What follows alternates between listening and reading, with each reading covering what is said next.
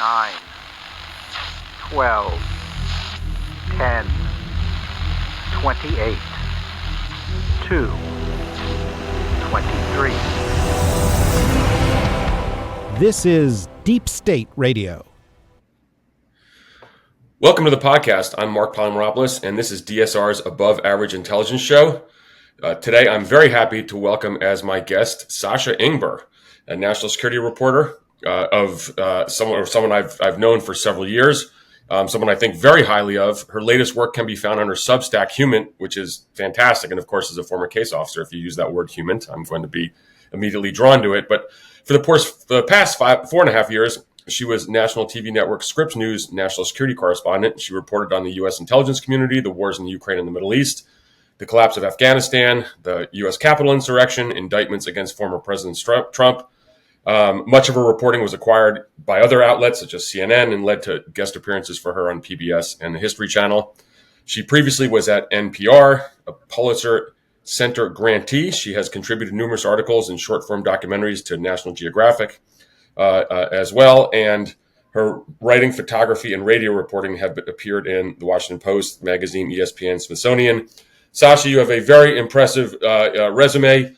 Thank you so much for coming on. I've wanted to have you on for some time, and I fortunately ran into you at the Sufan Group conference in New York. And just as I do with many of the guests, I think one of the things I said to you after we were chatting, I said, hey, you want to come on the podcast?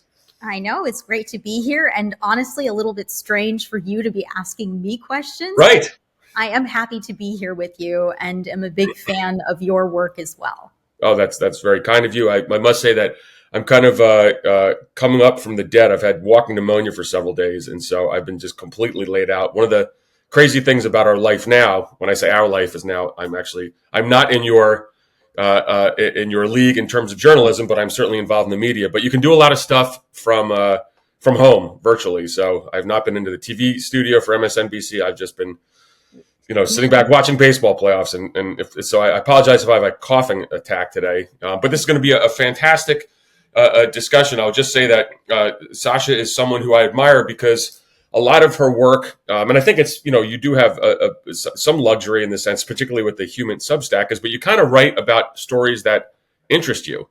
And I really encourage everyone to go to her Substack because there's really a wide range from the Middle East to Ukraine to all sorts of different topics. And I know there's so much kind of, and when I say mainstream media, that's what I kind of exist in with MSNBC. So it's a dig on myself, but I love how you have kind of a wide variety of stories that you certainly research and are interested in and promote. Thanks. It's definitely an exciting moment to be a journalist in that you can kind of enter these niche communities and you don't have to do things in the traditional way. I have great respect for my fellow journalists, and I spend a lot of time in mainstream media, as you explained. It is a very high pressure environment now, though. There are layoffs. My former TV network is laying off 200 journalists. There are other places that I have learned are laying off thousands. And I think it also creates an atmosphere of exploitation because that means that there are fewer people to do more work and less ability to really stand up and say, hey, I don't have the resources to do this right now, or I don't think we're telling this story deeply enough. And at least for me right now with HUMINT, I get to have a more balanced life and I get to spend as much time as I want talking to sources. I mean, I will spend hours on the phone with some people entering their worlds. I did this one story, Marc, on Kurdish intelligence in the northern region of Iraq. And I was thinking about them because back in 2016, I was in the Kurdistan region of Iraq. And I learned that the main political parties each have their own intelligence services, their own counterterrorism services. And as we get closer and closer to the election here, I thought about how the rhetoric and the hatred has really been amped up. And of course, we have CIA, we have the FBI, et cetera. But what would it have looked like if we had a separate CIA for the Republicans versus the Democrats? And it turns out that it is like a soap opera waiting to happen. And we got to talk for hours. And I had the luxury of time, which is something that most journalists in mainstream media just don't have right now. That being said, this is a scary world. I am a person who isn't used to calling the shots. So every day I wake up and I have to come to terms with the fact that any success or failure, all of it gets basically blamed or credited to me. That sounds like the job of a case officer. I mean, serious. No, I mean, so one of the things that I've found so interesting in the kind of the new world that I've kind of jumped into is that the role of a journalist and the role of a case officer actually is quite similar, where you work on your own, you rely on sources, you rely on cultivating sources. You can't be a jerk. You got to be a good person, and you end up, falling in love with sources is the wrong word, but you end up sympathizing with people's plight. You kind of jogged my memory, of course, when you talk about Kurdistan. I was up before, this is in December of 2002, living with the PUK in the mountains of northern Iraq before the war. So I am very familiar with their intel service. And, between the PUK and the KDP, sure, I remember that well, but I never thought of it in the terms of Republicans versus Democrats. That's I have to mull this over a little bit. But what a great story. You're right. Let's jump in for a second, though, because I do want to talk about current events. There's so much going on, but we started off on kind of your journey as a journalist, and you've created HUMINT. So again, is this an exciting time for you? Is it obviously I'm sure there's some nerves, but it's a pretty brave step that you have taken. But talk to us, give us your life story, your journey from. I have your bio here, of course. You earned a master's degree in nonfiction writing from Hopkins. How are you from that time, tell us your journey from then to right now. Wow. Well, that is a question that I wasn't prepared for, but I guess if anybody knows it, it's me. Right. I came to Washington, D.C. on the 10th anniversary of 9/11. I remember I bought a Craigslist mattress. It was literally $250 off of Craigslist. My dad tied it to the roof of his banged up van. We drove to Washington. We were worried that maybe there could be an incident driving through New York City and, of course, all the way to Washington, D.C., two key places that had been attacked just 10 years before. Now, I was getting a master's at Johns Hopkins in nonfiction writing. I thought that I wanted to be a travel writer, which couldn't have been further from what I ended up doing. But I don't think I realized at that time how much national security mattered to me. I tried to get a job in journalism, couldn't find any stable way to pay my bills, and ended up getting a job at the State Department, where as a person who was a good writer, a good editor, and someone who was all too vocal and direct, I somehow got put on a very, very small, humble team that was tasked with countering Russian disinformation after Russia illegally seized Crimea. So this was in 2015, before the word disinformation was really common parlance. And it catapulted me into this world where I learned about what was really happening in the United States and what some of the challenges we face as a country are. Fast forward, I wanted to be a national security reporter, and that took me to NPR, where I got to do many stories on that. I did some freelance writing for the Washington Post, also started a nonprofit recording the music of people who had been displaced by a war and violence. So went to Iraq to talk to musicians who had to flee ISIS and the war in Syria. And what else have I been doing? Spent 4.5 years on at Scripps News, covering stories that took me to New York City above a ramen shop where a secret Chinese police station had just been busted, but they were still working there and they still let me in. So, I mean, part of being a journalist means that you get to explore these worlds that are really unknown to most people. You end up dominating every cocktail party, every dinner party. And what you're left with are these fascinating stories, these little pieces of information. And when you talk about how our jobs were very similar, yes, that is something that I was told time and time again when I became the national security correspondent for that TV network. And that was during the pandemic. So all I had were these screens. In fact, you and I talked for years Right. about me meeting Yeah. in person in the 3D world. And I remember always thinking, well, yeah, we have a similar job, but you actually have job security and I don't. Oh, by the way, I think it's also worth noting that the pressure of covering the wars of Ukraine and also Israel take a real toll on journalists.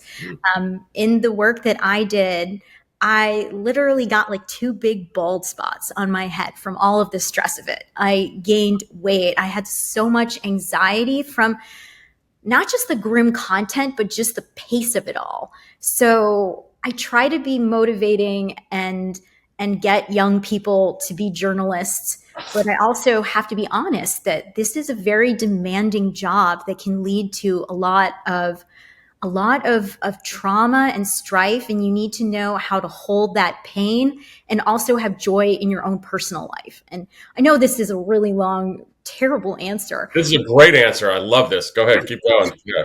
But part of what HUMINT is about looking at the human side of things. And we are all human. And why do we separate national security from the human experience? We're talking about people who are making decisions based on fear, based on ego, based on envy, based on retaliation. I mean, think about what's happening right now between Israel and Iran. Iran retaliates against Israel for the Hezbollah walkie-talkie and pager attacks, the killing of Hezbollah leader Nasrallah. Israel is now going to retaliate in some capacity to Iran's ballistic missile attack a few days ago. So all of this comes down to humans making decisions. And I think that it's important that we be honest about who we are and what our emotions are as we think about all of this. What an awesome answer. So first of all, this is why I wanted to speak with you. My friends at the Washington Post and New York Times will not be happy when I say this, but this is a far more interesting conversation than reading their kind of headline today on what's going on, frankly, even though there are some pretty introspective and profound stories today. It is worth noting, and we'll get to it in a second. Today is October 7th. It's the 1 year. It marks the 1 year since the Hamas attack in Israel. Let me just, and I do want to get to current events. Let me just jump on one thing that you said.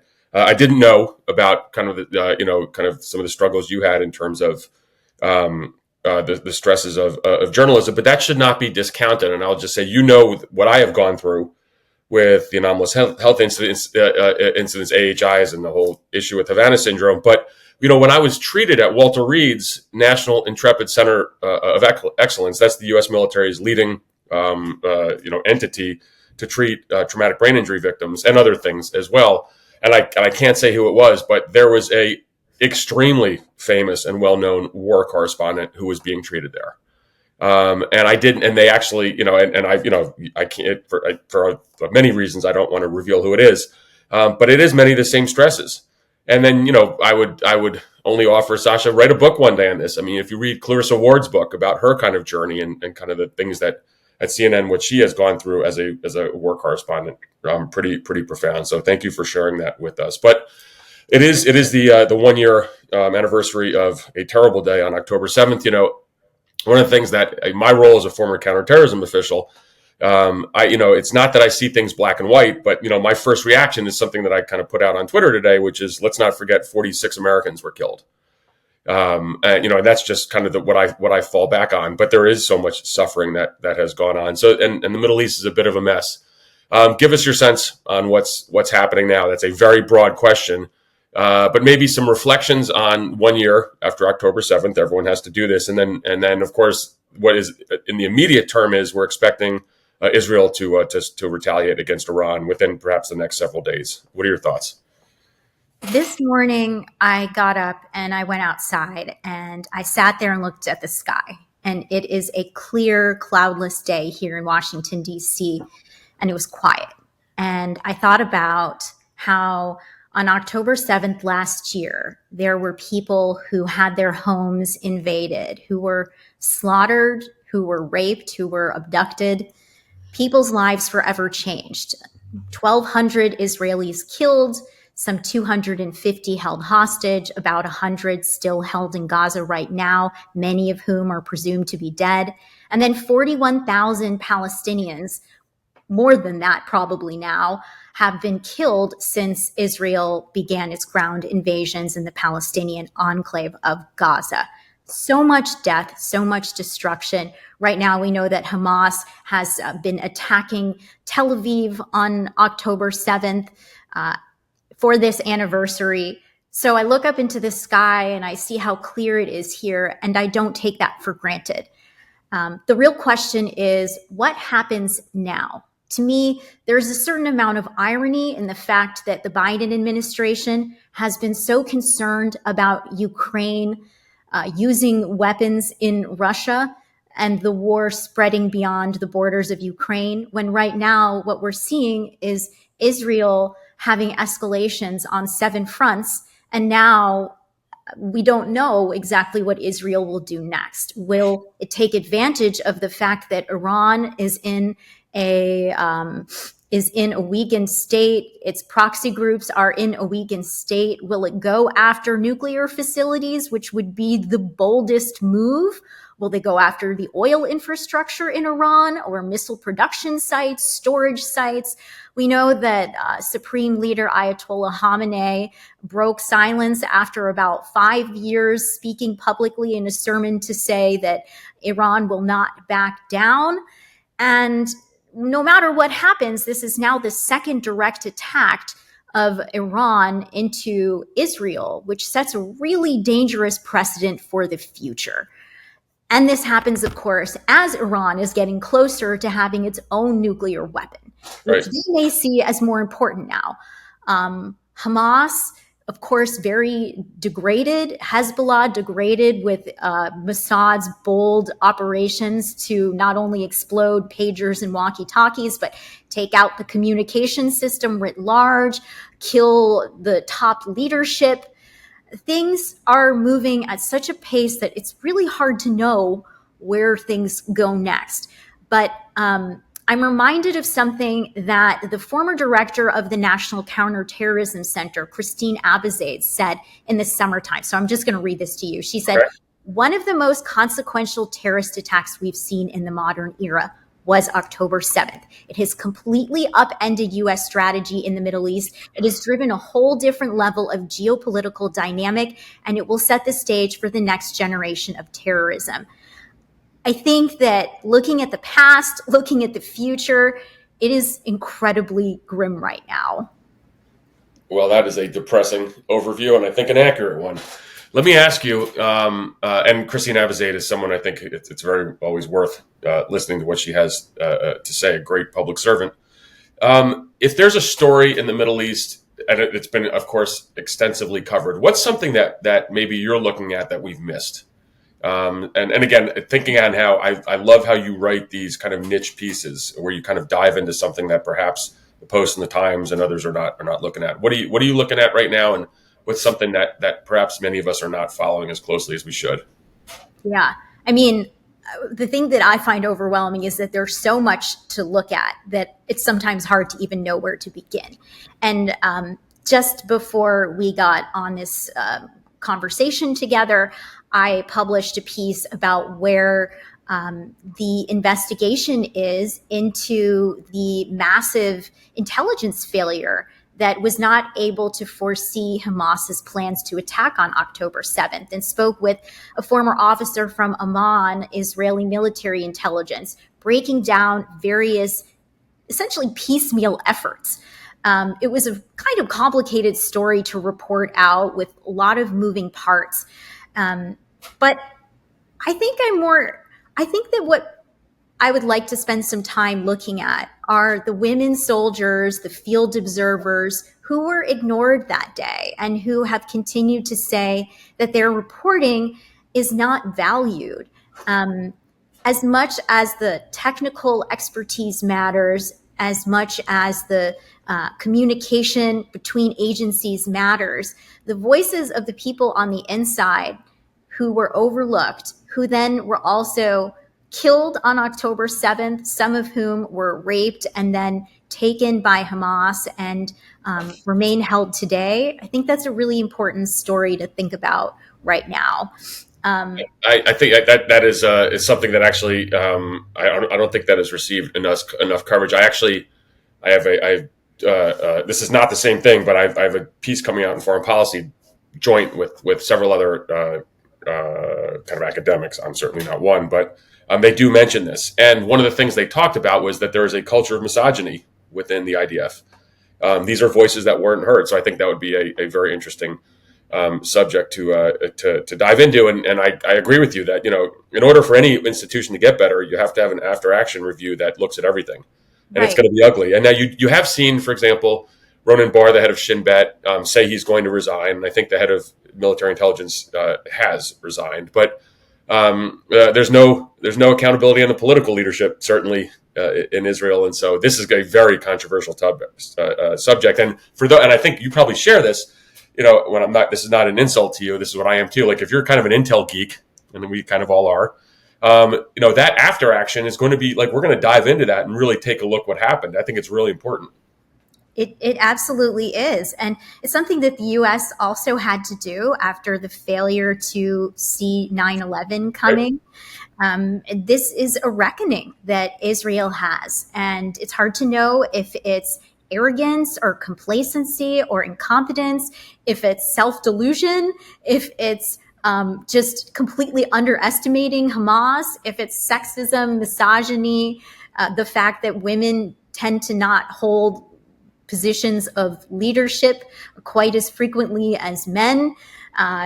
There could be a lot at play, and it's hard to build a real narrative and know what lessons to take away when there are all of these different probes that have been moving independently of one another, and some that have been obstructed, some that have disappeared, some that have stalled.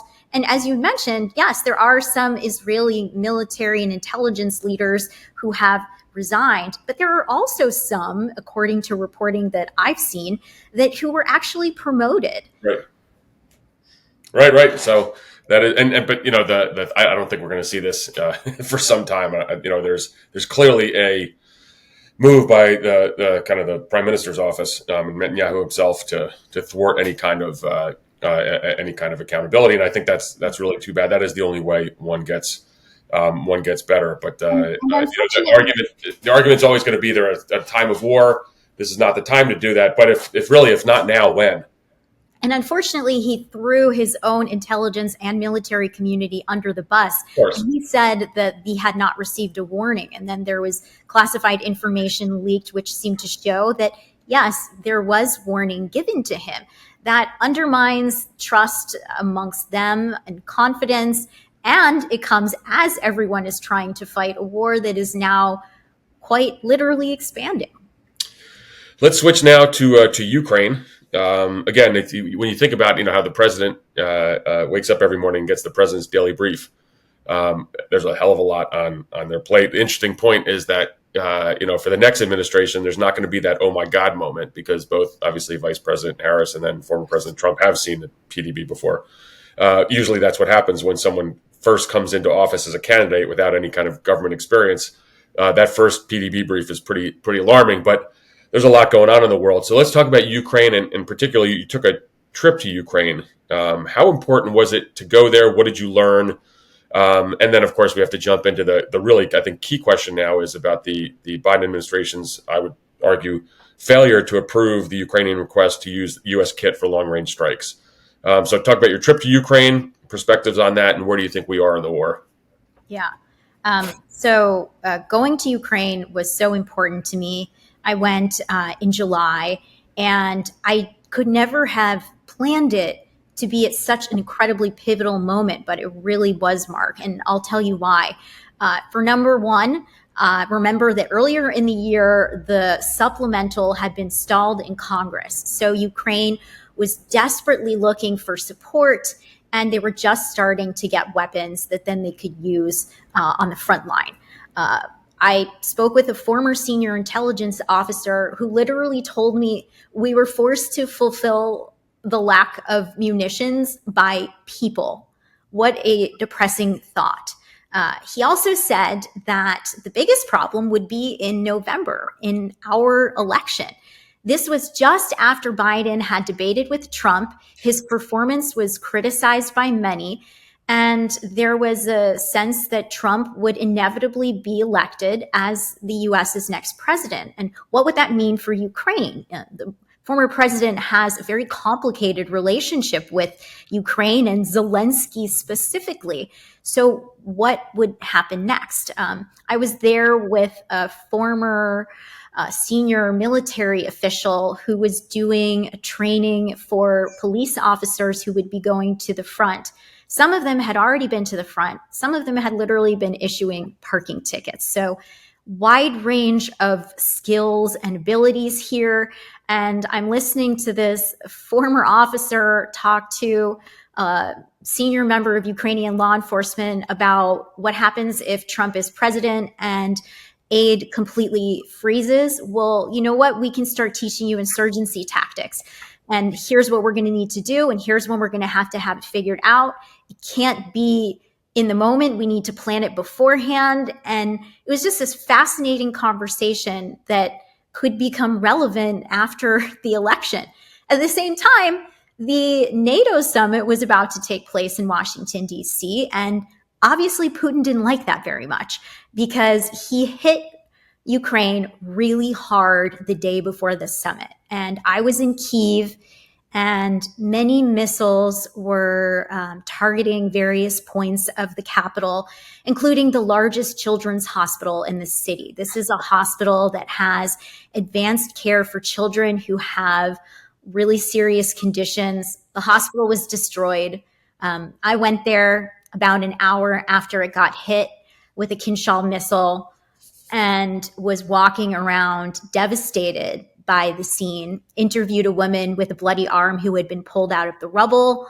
It was such a heartless attack because psychologically, when a parent has a child who's sick, they want to help their kid. They want to send them to a place where the doctors are going to be able to care for them. And now that is gone for them. On top of those rolling blackouts and the air raids, this is just another level of trauma for the Ukrainians. Now, at the same time, on top of that, I was there when many Ukrainians also expressed deep frustration for Zelensky for not drafting people earlier in the war. Now there is a lack of training. Some people are being sent to the front with just really like a week or two of experience. And there is potentially a shortage coming up again. I was talking to people who had deep skepticism of the chief of staff, Andriy Yermak.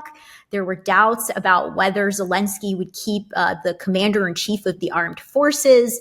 There was a sort of a resentment that I learned about from east to west, that people living in places like Lviv on the west side of the country weren't doing their part, that the brunt of the war was being fought not just in the east, but by people who lived in that area. Then, of course, there was conversation about China's role in the war. People told me that they were seeing not just Chinese drones, but also Chinese motorcycles, but that they also go to China for parts. So they're literally waiting along with the Russians to get certain parts. It was just a really crazy time to be there. And it was one of the most important trips that I've taken because I knew that all of that information wasn't going to get out there if people like me weren't on the ground having these conversations. And by the way, just walking down the street, you don't even think about the kinds of people that you see when you walk down the street here in the United States. Everybody's whole. When you're in Ukraine, you walk down the street, you'll see men missing arms, legs with bandages. You'll go to the train station and you'll see a man just holding his child crying before he goes back to the front. It is unlike anything most Americans have seen, and it's not going away. Putin has tried to make this a grinding war that bores people, that makes them feel resentment for having their dollars sent over in the form of military aid. And even though we're several years in now, it doesn't change the fact that this is brutal and devastating and totally, totally unjust. So this is the point in the podcast where we have to say goodbye to our guests who are not yet subscribers. If you want to listen to the rest of the podcast and to all of our other shows in full, just go to the dsrnetwork.com and click on membership. It's only $7 a month, and it brings you a lot of great bonus content. So if you're not a subscriber, we hope you will be soon. And if you are one, stand by. We'll be right back in a moment.